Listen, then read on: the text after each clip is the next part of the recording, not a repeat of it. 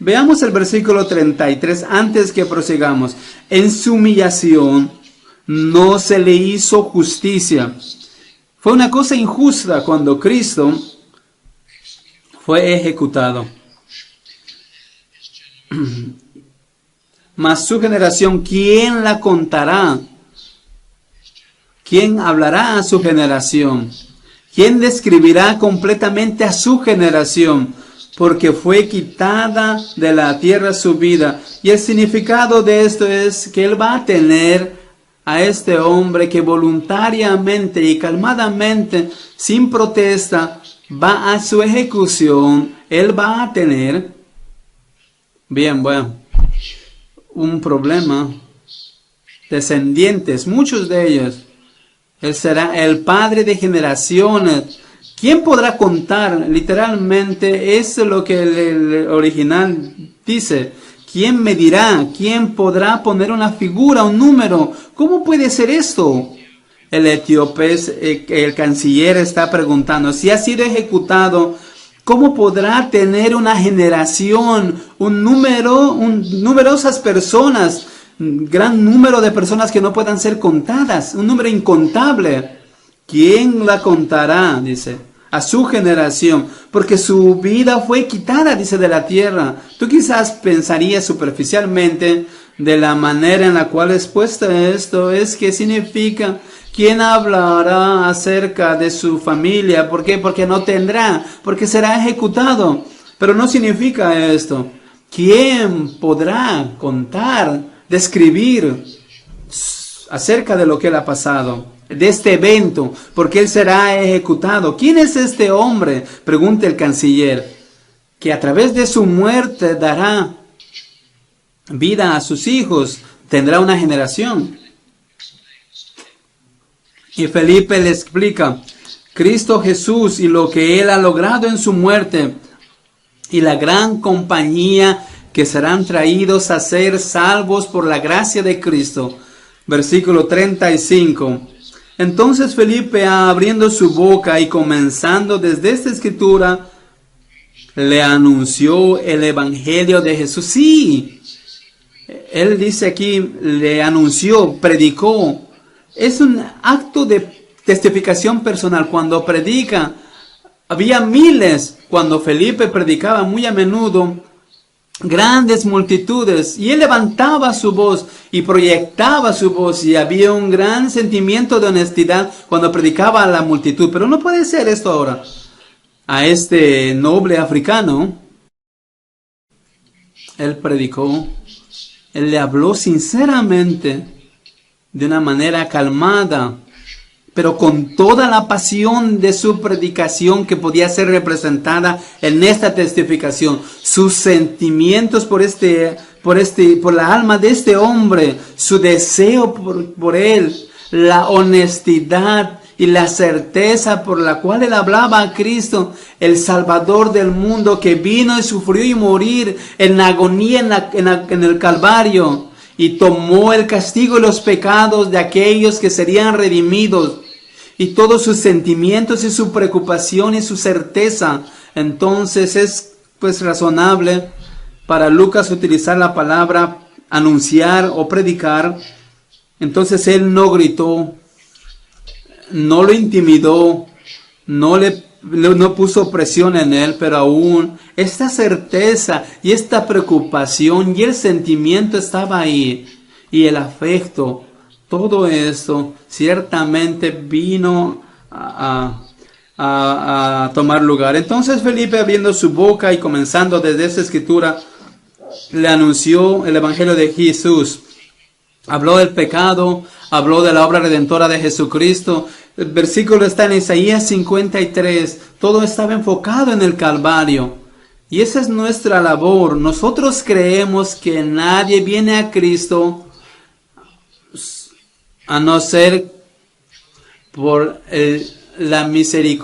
la obra misericordiosa y de la obra irresistible en nuestros corazones, la cual hace el Espíritu Santo. Entonces, como Dios dice que en cualquier corazón que sea convencido a través del poder del Espíritu Santo, se nos dará, dice a nosotros, una preciada instrumentalidad para representar a Dios, representar ese corazón amoroso para apelar, para demostrar a aquellos pobres pecadores. Y el Calvario, recordemos, es el corazón de todo esto para traer a las personas a Cristo y demostrar el poder y el amor de Cristo. Y yendo por el camino, versículo 36, llegaron a cierta agua y dijo el eunuco, aquí hay agua. Bueno, sería maravilloso ver a este hombre su conversión, aún Felipe hablándole. ¿Tú crees que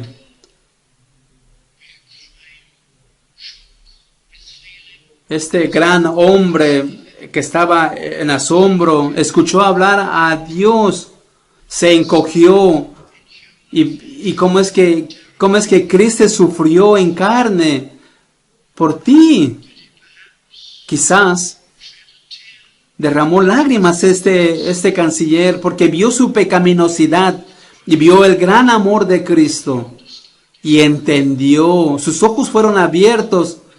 Él vio sorprendido ese capítulo 53 de Isaías. Vio, sintió dolor, entendió. Y su corazón fue regenerado como si hubiesen escuchado la palabra y vino a Cristo. Y entonces Felipe tiene que haber hablado del bautismo.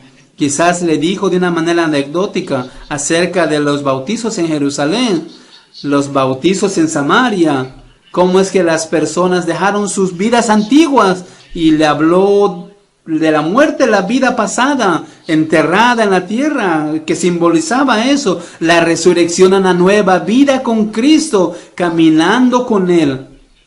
Y hasta ese momento, ellos llegaron al agua. Es una área desierta. Y aquí ven agua, encuentran agua. Me imagino, y solo es mi imaginación, de que habían personas ahí que estaban sacando agua, personas que estaban sentadas alrededor de esta agua. Habían árboles, quizás pues alguna área donde las personas podían venir a sentarse, o algunos viajeros podían ir ahí. Esa es mi imaginación, un oasis quizás. No puedes ver, digamos, un desierto y había, digamos, como una piscina ahí, no. Entonces, el etíope, ese canciller, le dice, mira, aquí está el agua. ¿Qué impide que yo sea bautizado? Es triste, ¿no es cierto?, que hoy en día muchas personas no estén con deseo de obedecer al Señor, no solo en el bautismo, sino en todo compromiso para amar al Señor y servirlo al Señor. Este hombre no solía obedecer. Él le gustaba dar órdenes, pero ahora ha encontrado a Cristo, y Cristo, esos 10 minutos de cristiano, Cristo era todo para él. Aquí está el agua, ¿qué me impide para que yo sea bautizado y mi vida antigua sea enterrado y ahora pueda seguir a Cristo donde sea que Él me guíe? Obedece al Señor si es que vienes a Él, si es que confías en Él, sírvele. Eso es lo que tú tienes que hacer. Y ahí entonces tendrás podemos ver después esa gran profesión de fe. Y aquí vamos a ver el tercer y último encabezado. La profesión de fe del primer gentil que se ve registrado. La primera conversión. Ciertamente la primera conversión en África. Versículo 37. Felipe dijo, si crees de todo corazón. Voy a enfatizar aquí. Si tú crees, eso es primero. ¿Crees en Cristo? ¿Crees que Él es el Hijo de Dios? ¿Crees que Él vino de acuerdo al consejo eterno de la deidad antes de la fundación del mundo, cuando Dios sabía todas las cosas? Dios Padre, Hijo y Espíritu Santo, un Dios en tres distintas personas, todos totalmente unidos y igual en deidad, y aún de una manera maravillosa. En este consejo ellos determinaron que sabían que el hombre caería y sería perdido. Entonces sabían que serían salvados y millones serían convertidos. Y la manera en la cual se lograría, porque Dios no solamente puede dejar pasar el pecado, es que Cristo, la segunda persona de la deidad, no segundo en autoridad, todos son iguales, no segundo en estado o en estatus, todos sus atributos, porque todos son maravillosamente iguales, pero la segunda persona de la deidad, para nosotros entender, determinó venir a este mundo. Aquí estoy yo, dijo Jesucristo al Padre, envíame, yo moriré por ellos, yo compraré su salvación, yo tomaré su culpa en mí y sufriré el castigo eterno. Y seré levantado de la muerte y seré eternamente diferente en una forma glorificada, ese cuerpo humano y esa personalidad, y tomaré sobre mí la encarnación, y estaré ahí y seré el Rey eterno en la gloria. Y vino y sufrió y murió. Eso es lo que Felipe predicó al canciller etíope. ¿Tú crees? Él dijo, yo creo que Cristo es el Hijo de Dios. ¿Tú crees en su muerte redentora? ¿Crees que todos los que están perdidos y condenados y que dependen solamente en la muerte redentora de Cristo? Él murió para tomar el castigo de nuestros pecados para que no vayamos al infierno. Y Él vivió una vida perfecta de justicia para ganar el cielo para nosotros, para que así podamos ir al cielo. ¿Tú crees en Él? Yo creo. ¿Tú crees en sus palabras? Que tú tienes que arrepentirte de tus pecados. Sí, lo creo. ¿Tú crees en su autoridad para que tú puedas obedecerlo? ¿Tú crees en su reinado? Sí, lo creo. Cuando tú crees en Cristo, tú creas en Él. Tú crees en Él como tu Rey. No solo como tu Salvador, sino como tu Rey, tu Señor. Y Él fue capaz de decir que sí, que Él creía. ¿Y tú crees en Él? ¿Con todo tu corazón? ¿O es mitad de tu corazón? Está en otro lugar. Yo creo en Él.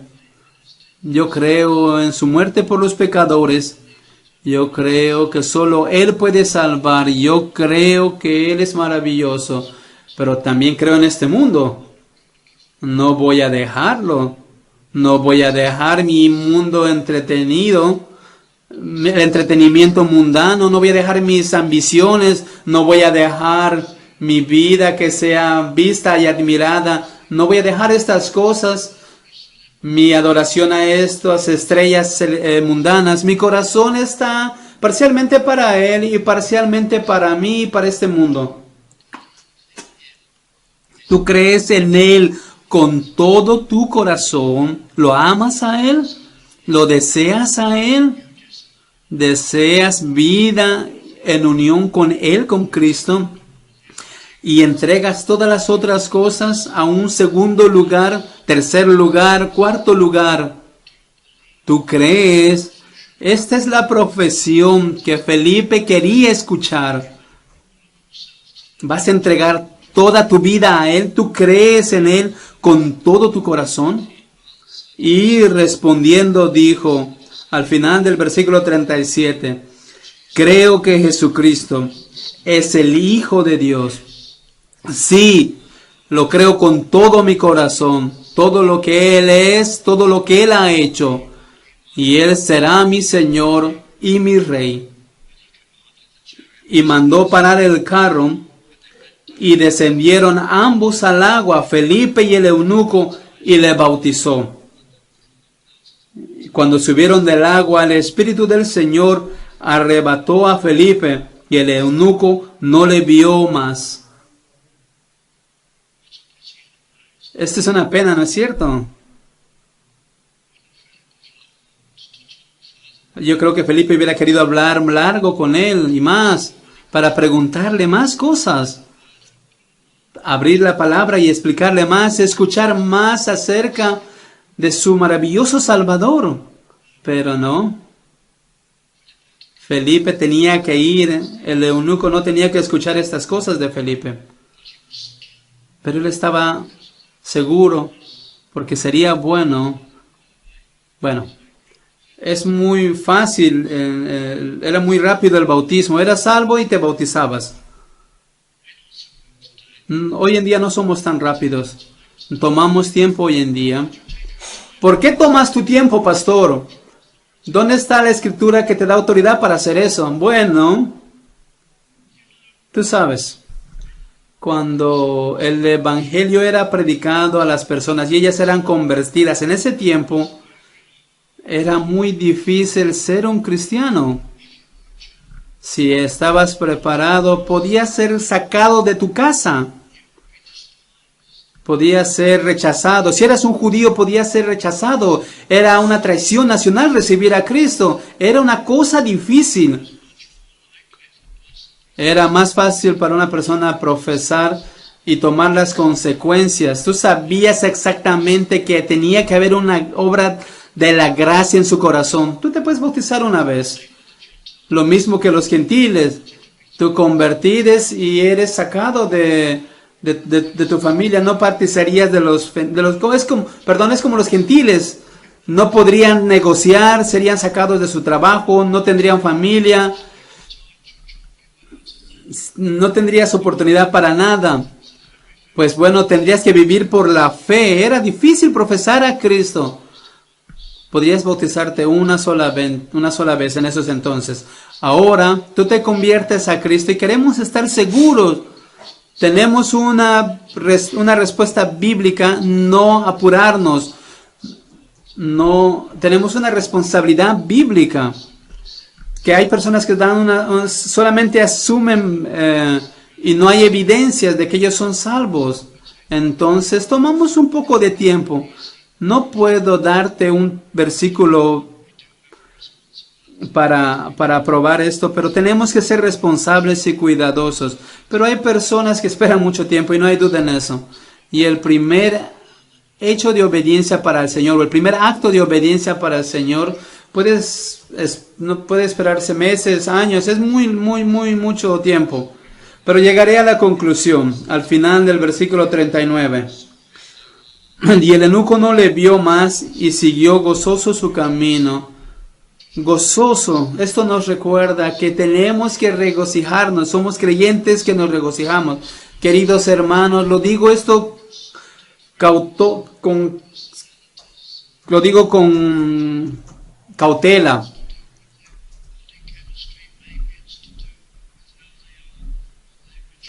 Ellos se regocijaban de una manera solemne. Como sea, para muchos de nosotros es nuestro deber ser cristianos que nos regocijamos. No solamente puedes dejar de sentir esto, sino que nos podemos regocijar si es que tú reflexionas más en el Señor y sobre tus privilegios.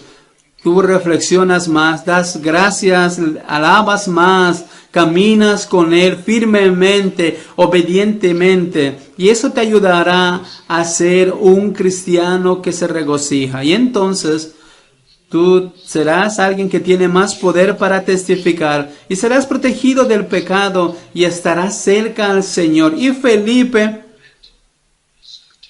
y dice, pero Felipe se encontró en Azoto y pasando anunciaba el evangelio en todas las ciudades, en ciudades seculares, dice, hasta que llegó a Cesarea. Voy a leer el primer versículo 1 de Hechos 9. Saulo, respirando aún amenazas y muerte. Tú ves, ¿no ves aquí? Lucas se está moviendo a la apertura, a la misión hacia los gentiles. Entonces vemos aquí en el comienzo del capítulo 9 se menciona a Saulo. Y Saulo estaba respirando amenazas y muertes. Y le dicen, mantén a Saulo. A Saulo le están diciendo, mira, déjame que te contemos acerca de Felipe y el eunuco, ese canciller. Y En el versículo capítulo 9 vemos que se habla la convención de Pablo. Entonces ahí habla acerca de la conversión de Pablo, de su bautizo, de su llamado hacia los gentiles. Ustedes ven cómo se empieza a edificar la narración. Pablo no solamente aparece de la nada en el capítulo 13. Vemos que empieza aquí, se refiere a su hostilidad de Pablo. Vemos aquí la narración bíblica. Tenemos que apreciar cómo la narrativa nos muestra aquí, cómo es que todo está empezando a edificar para que Pablo sea llamado a predicar a los gentiles.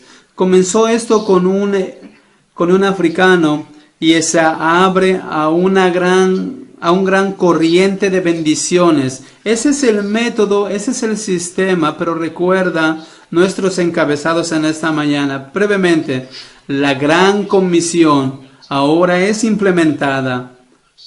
Una sola persona, uno a uno, un pagano. El Calvario es el llamado del mensaje y la importancia. El resultado es una profesión sincera de fe. Que el Señor nos aliente y nos ayude y nos desafíe en estas cosas.